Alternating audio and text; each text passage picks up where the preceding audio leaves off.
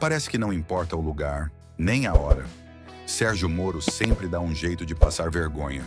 Dessa vez, o palco foi nada menos que a Globo News, onde o ex-juiz tentou, mais uma vez, defender o indefensável, a anistia para golpistas do 8 de janeiro. Só que o tiro saiu pela culatra. O crime de abolição de Estado Democrático e tentativa de golpe é um só. Então tem que unificar as penas. Do outro lado, já tem até na legislação participação de menor importância, redução de 1/3 da pena. Por que para esses manifestantes não foi reduzida a pena e aplicada esse dispositivo que já é vigente? De todo modo, o que eu defendo aqui, todo mundo que está preso pelo 8 de janeiro deveria estar em casa hoje.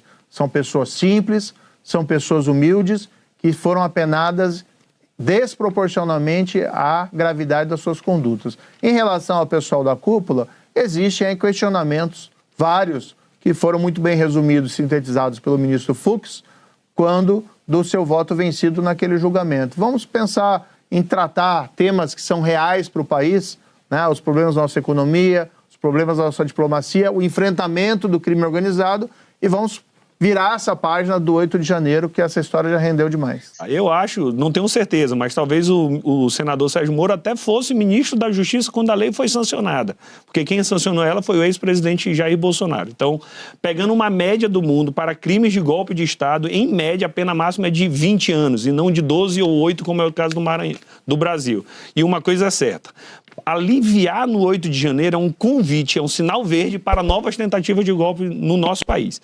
Então a gente tem que combater com seriedade, com gravidade, para que atos como esse, invasão à sede dos 3 poderes, tentativa, plano para matar o presidente da República, o vice e o presidente do Tribunal Superior Eleitoral. Isso não é manifestação política, isso não é excesso. Isso de fato é uma tentativa de golpe de Estado, tem que ser combatido com severidade. Veja, ninguém é contra os direitos humanos. O que a gente não pode fazer é ter exageros. Então a gente já teve casos do Brasil de pessoas que cometeram assassinatos. Vou lembrar um caso que ficou notório, aquele do assassinato da atriz da Globo, né, a Daniela Pérez, que foi assassinada pelo Guilherme de Pádua. Ele ficou 7 anos na prisão por um assassinato. Isso não acontece em nenhum lugar do mundo. Tudo bem, a legislação foi modificada com mais rigor, mas é isso que a gente precisa mudar, porque existem os direitos humanos também das vítimas.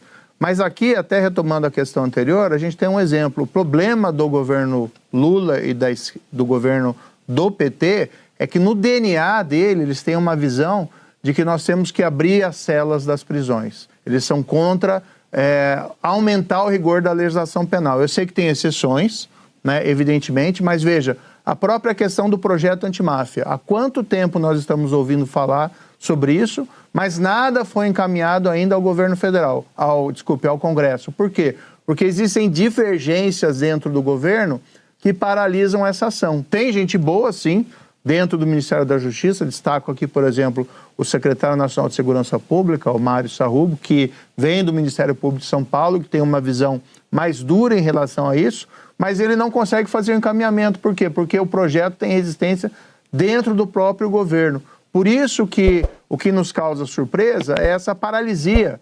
Veja que somente esse ano foi encaminhada a PEC da segurança e ainda com medidas muitas vezes inócuas. A própria questão da integração dos sistemas é verdadeiro, nós temos que integrar esses sistemas, mas você não precisa de mudança constitucional para fazer isso, basta você mudar na legislação, e o SUSP já permite isso, mas você promover as ações necessárias. O que funcionou muito bem nos Estados Unidos foi a criação do que eles chamam de Fusion Center. São centros integrados nos quais eles colocam agentes de representantes de várias agências de aplicação da lei, por exemplo, a FBI, a DEA, as polícias estaduais, todas juntos para aprender a cooperar e compartilhar.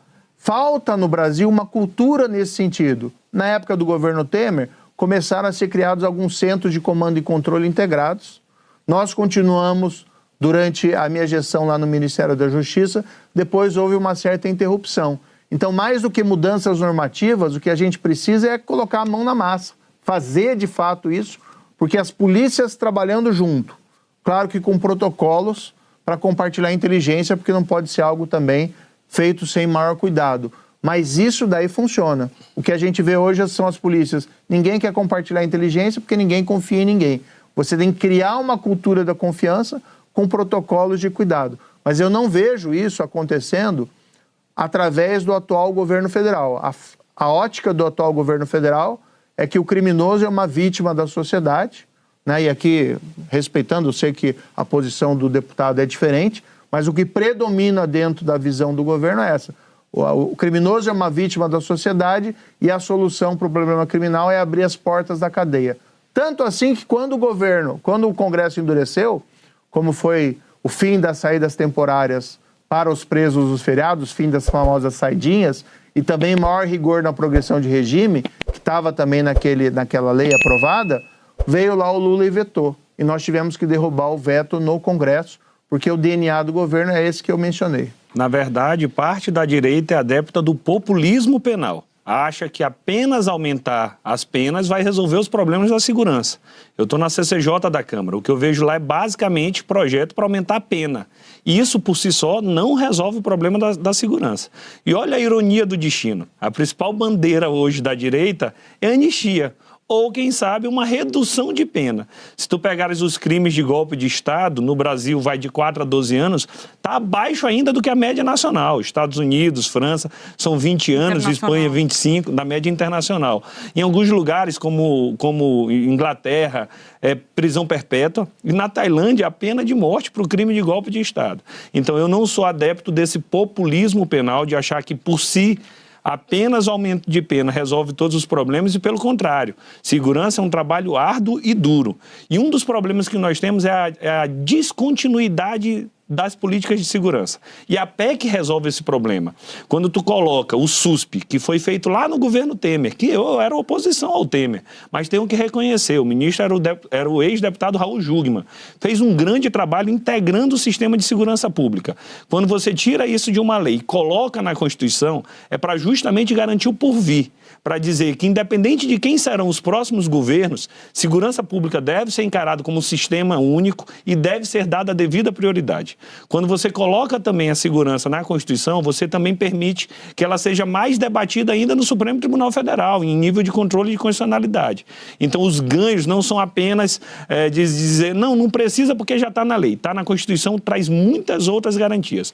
Quando tu colocas o fundo, tanto de segurança pública quanto o fundo de administração penitenciária na Constituição, eu tenho a certeza que, independente de quem for o governo amanhã, está garantido, está preservado. Para esse ano, a previsão já é de 2 bilhões, mais do que qualquer momento na história que nós temos. Menos do que ainda vai ser, óbvio. Mas constitucionalizar o Sistema Único de Segurança Pública é um passo numa perenidade das políticas de segurança e é isso que nós precisamos. A realidade é que a gente vê uma escalada do crime organizado no país, que é um problema sério, a ameaça não só à segurança das pessoas, mas igualmente em certo nível, se nós não tomarmos cuidados, esses cartéis, essas organizações podem até ameaçar o regime democrático e o Estado tem que se organizar. E envolve também a cooperação entre as diversas unidades da federação. Eu lembro que quando fui ministro da Justiça, nós tomamos uma série de providências para fazer isso. Um deles foi a operação na qual nós transferimos as 25 maiores lideranças do PCC de presídios do Estado de São Paulo para presídios federais de segurança máxima. Aquela foi uma medida importante de isolamento daquelas lideranças.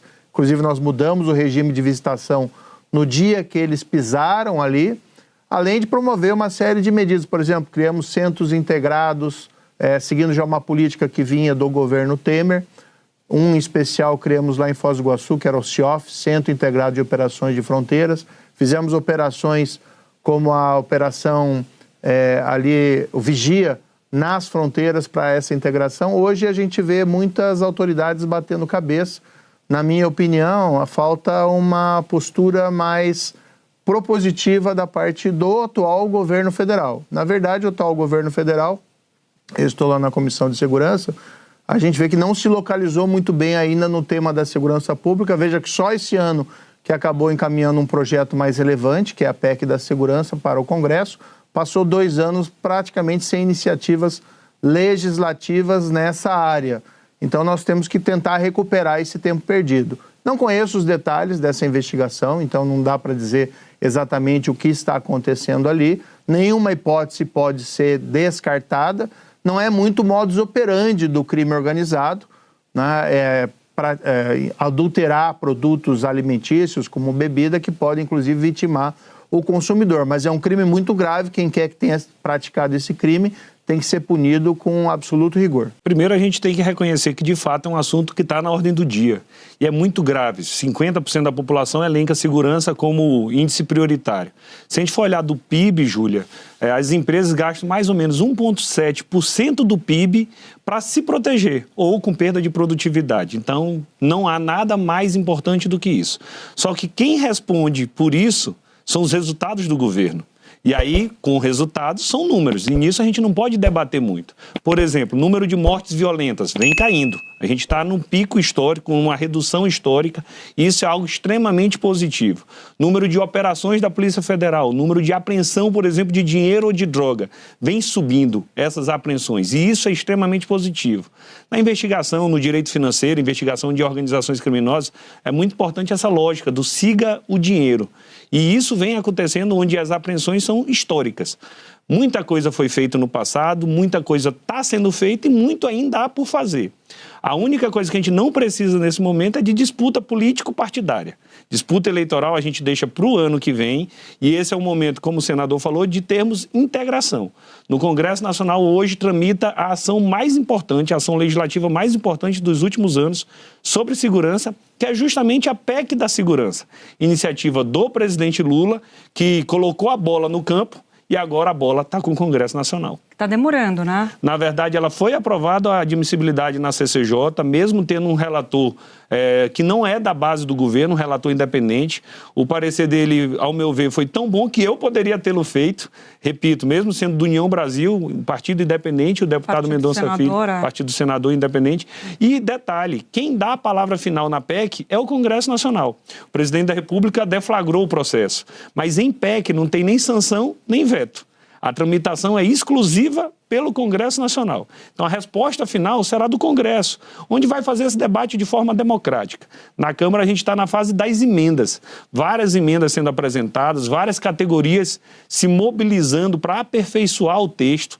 E o desafio é justamente esse, aproveitar essa oportunidade, pegar uma PEC e transformar em algo extremamente positivo para a sociedade brasileira. Se você acredita em um Brasil com verdade, justiça e respeito à democracia, inscreva-se agora, ative o sininho e fortaleça essa trincheira de resistência contra o extremismo, o negacionismo e o atraso. Porque informação de verdade é o primeiro passo para transformar o Brasil. Um abraço e até o próximo vídeo.